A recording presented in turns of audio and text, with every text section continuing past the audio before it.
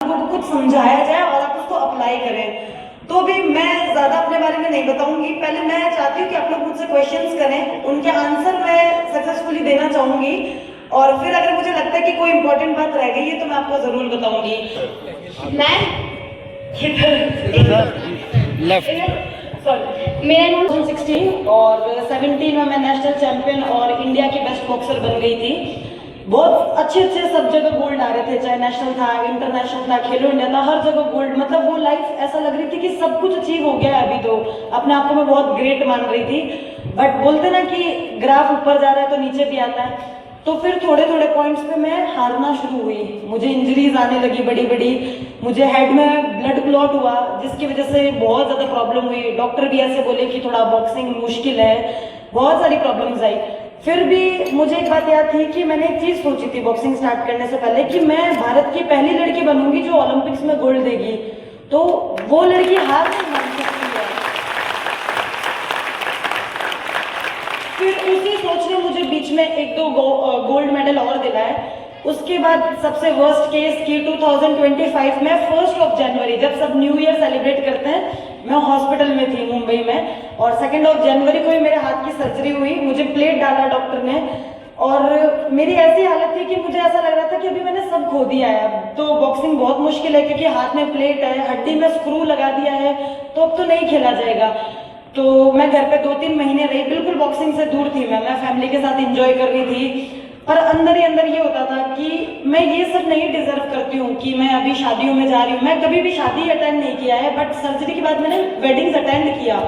मुझे अंदर ही अंदर डाउट होता था, मैं किसी को बोल नहीं पाती थी ये बात कि मैं ये तो डिजर्व नहीं करती कि अच्छा ऐसा गर्लिश लुक में मैं वेडिंग्स अटेंड कर रही हूँ, घूम रही हूँ, कि मैं अभी शादियों में जा रही हूँ। मैं कभी भी शादी अटेंड नहीं किया है, बट सर्जरी के बाद मैंने वेडिंग्स अटेंड किया। मुझे अंदर ही अंदर डाउट होता था, मैं किसी को बोल नहीं पाती थी ये बात कि मैं ये तो डिजर्व नहीं करती कि अच्छा ऐसा गर्लिश लुक में मैं वेडिंग्स अटेंड कर रही हूँ, घूम रही हूँ। और मेरा तो डिसिप्लिन वाला लाइफ था ना, अभी तो वो खो गया। तो उसके बाद में अपना सेंटर जो है आर्मी स्पोर्ट्स इंस्टीट्यूट में ट्रेनिंग करने के लिए वहां गई।